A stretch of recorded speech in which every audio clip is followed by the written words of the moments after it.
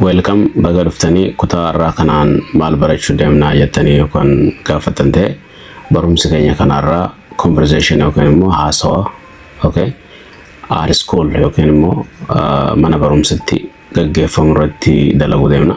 So mana barumsaa keessa namoota lamaatu wajjin haasawaa yookaan immoo garee lamaatu wajjin haasawaa student and teacher okay barattootaa fi barsiisota yookaan immoo barsiisaatu wajjin haasawaa jechuudha. Haasawni mana barumsatti gaggeeffamu maaliin akka wal qabatu okay kan ilaallu ta'a jechuudha. So haasawaa akka barsiisaa fi barataa taanee AI wajjin dalayne kana dhaggeeffadhaa dura. San booda takka takkaan maal jechuu akka qabnu akkamitti jechuu akka qabnu kan wajjin ilaallu ta'a jechuudha. Gara haasawichaa deebinu. Hello, it's great to hear from you. How are you doing today? Is there anything on your mind or something I can help you with? Yeah, today we're gonna practice conversation. We are going to play a role. Okay, so there is a role that you're gonna play, and there is a role that I'm gonna play. So I'm gonna be a student, and you're gonna be a teacher. So your speech based on the script already there on the computer. So we're gonna take our role, and we're gonna take our turn, so that we can make this conversation. Are you ready for that? That sounds like a fantastic idea. I'm absolutely ready to be your teacher and help you practice. Please go ahead and let me know about the script or the topic you'd like to start with, and we can jump right into our roles. What would you like to discuss first? So I'm gonna open the video for you so that you can see the screen. And this is the role that I'm gonna play. Okay, I'm gonna play the student role, and you should only read the English. Okay, you don't have to read the Oromo, which is written in red color. Okay, I understand completely. Good morning, teacher. Good morning. How are you? I'm fine, thank you. Did you do your homework? Yes, I did. Very good. Show me your work. Here it is. Excellent. You did a great job. Thank you, teacher. Do you have any questions? Yes, I don't understand this lesson. No problem. I will explain again. Thank you for your help. You're welcome. Keep studying. So, akkuma dhageessan haasawni keenya kana ture. So, mana barumsaa keessatti haasawaa akkasiitu gaggeeffame jechuudha. Okay, tokko tokkoon kan ilaallu yoo ta'e maal jenne jalqaba irratti ani barataa ta'eetiin deeadee ilmaa akka barsiisaa ta'ee dhufe. So jalqaba irratti barsiisaan dhufe daree keessa jira. Okay, good morning teacher jettaani barsiisaa keetiin akkam bultee jetteeti nagaa gaafata. Sanbooda barsiisaan good morning, how are you siin jedha. Akkam nagaa bultee siin jedhee sanbooda akkam nagaa siin jedha jechuudha. Sanbooda haasawni itti aanu maali? I'm fine jettaani. Okay, ani gaariin jira nagaan qaba. Thank you. Nama nagaa si gaafate akka galata galchitu sirraa eegama. So nagaan qaba galatoomi jechuun qabda jechuudha. Sanbooda waa'ee hojii manaa kaleessaa si gaafachuu mala jechuudha barsiisaani. Did you do your homework? Did you do your homework? Yeroo siin jedhutti hojii manaa kee hojjetteetta yookiin immoo hojjettee jirta. Sanbooda ati maal deebisuu malta? Hojii manaa yoo hojjettee jiraatte, yes I did. Yoo hojjenne, no I didn't. Hin hojjenne, so you have to provide your reason. Sababa kee dhiyeessuu qabda jechuudha. Sababa ittiin hin hojjetin. Hojjette taanaan immoo so yes I did it jetta. So you are expected to do your homework. So sababni ati ittiin hojjenne jettu hin jiru jechuudha. Barataa lazy yoo taate malee jechuudha yookiin barataa dadhabaa yoo taate maleedha. So yes I did hojjedheera. Okay, eeyyee hojjedheera. So sanbooda barsiisaan maal nun jedha? Very good nun jedha. Hedduu bareedaadha. Show me your work. Hojjette jechuudha waan sin dhiisneef barsiisaan hojii kee ilaaluu barbaada. So show me nagarsiisi jechuudha amma asirratti. Show me jechuun maali? Nagarsiisi. Your work hojii ta'e nagarsiisi sin hojjira jechuudha. Eegni isaa akkuma agartan kana.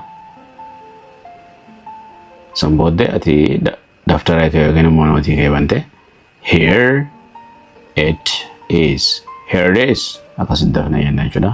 Here it is tajettu ajannenne here it is, here it is kunooti jechuudha. Kunoo jettee nama tokko yeroo agarsiistutti akkana jettee itti agarsiista jechuudha. Waanuma fedhe wanta akka meessa jettee jedhee namni yoo si gaafate wanta san namicha dura qabaa yoo jiraatte agarsiisaa yoo jiraatte so maaltu sirraa eegama here it is kunooti jechuudha. Ingiliffaan kunooti jechuun akkasii. So barsiisaan hojii kee ilaalee jira. Erga ilaalee booda excellent sin jedha. Excellent sagalee qaqqabuudhaan stress godhuudhaan san booda you did great job. Okay, you did great job. Hojii bareedaa hojjette, waan gaarii hojjette sin jedha jechuudha. So kanaafis barsiisaa kee galateeffachuu qabda jechuudha waan inni hojii kee dinqisiifateef. So thank you jettaani. Thank you. So thank you in jennu. Okay, thank jechuun waan biraa ta'a jechuudha. So thank you jennaani. San booda egaa fuula xiqqoo baafanne booda teacher jennaan. Thank you teacher jechuudha. Thank you teacher akkasii jenna jechuudha. So galatoomii barsiisaa. Okay, san booda barsiisaan maal jedha? Do you have any questions sin jedha. Do you have any questions? Gaafii biraa qabdaa yookiin gaafii tokkollee qabdaa? Gaafii qabdaa jedhee si gaafata jechuudha. Gaafii biraa akka qabdu waan siin galeen irratti jechuudha. So do you have any question? Gaafii tokkollee qabdaa sin jedha. So gaafii yoo qabaatte yes I do. So asirratti gaafii yoo qabaatte yes I don't understand this lesson. Waa'ee barannoo yookiin immoo barumsa siin galinii wayii okay naan galleettee gaafachuu barbaadde maal jettaani? I don't understand this lesson. Barannoon kun naaf hin gallee jettaan jechuudha. I don't understand this lesson ka jettu. I don't understand this lesson. Lessoniin kun yookiin immoo barannoon kun yookiin barumsi kun naaf hin gallee jechuu jirta jechuudha. Yookiin hin hubanne. So barsiisaan maal siin jechuu danda'a? No problem. No problem. Okay? I will explain again. No problem. I'll explain again siin jedha jechuudha. Dafee yeroo jedhutti akkas fakkaata. Okay? Maal jenne? No problem. I'll explain again. So yeroo jennu no problem. I will explain again siin jedha. Akkatti waan siif hin jedhamneef afaan dafee waan haasawamuuf yeroo baay'eedha jechuudha. So kaati eeyidu wantoota kanaa gadiin eeyidu jechuudha. Saffisa kanaa gadiin eeyidu akkaan amma jiru deemu kana jechuudha. No problem. I'll explain again. Okay? Siin jedha. So rakkoon qabu irra deebiin siif ibsaa siin jedha jechuudha. Okay? Xumurarratti maal jechuu mala yookiin ati maal jechuu malta?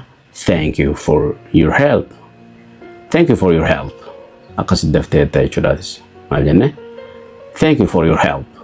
Okay? Gargaarsa keetiif galatoomii jettaan jechuudha. Barsiisaan immoo maal siin jedha? You're welcome. Keep studying. Okay? You're welcome. Waan rakkoon qabu yookiin akka afaan keenyatti jedhamu san jechuudha. Keep studying. Barumsa kee itti fufii yookiin qo'annaa kee itti fufii siin jedha jechuudha. So bifa kanaan mana barumsaa keessatti haasawaa gaggeessina jechuudha. So haasawni barsiisaa fi barataan mostly more likely godha jedhamee eegamu haasawaa kana fakkaatudha jechuudha. Kanarraa kan hafe wantoota baay'eetu jira. Gaaffilee adda addaa ol gaafachuutu jira. So akkamittiin gaaffii gaafadhaa? Okay? Fakkeenyaaf kutaa keessatti harka baastee gaaffii gaafachuu barbaadde just raise your hand. Jalqaba irratti harka kee hin baasta. Okay? Teacher. Okay? Isan booda I got a question. Gaaffiin qaba.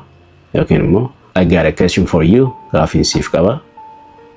Yookiin immoo gaaffii takkaan qaba jechuu barbaadde teacher I have one question.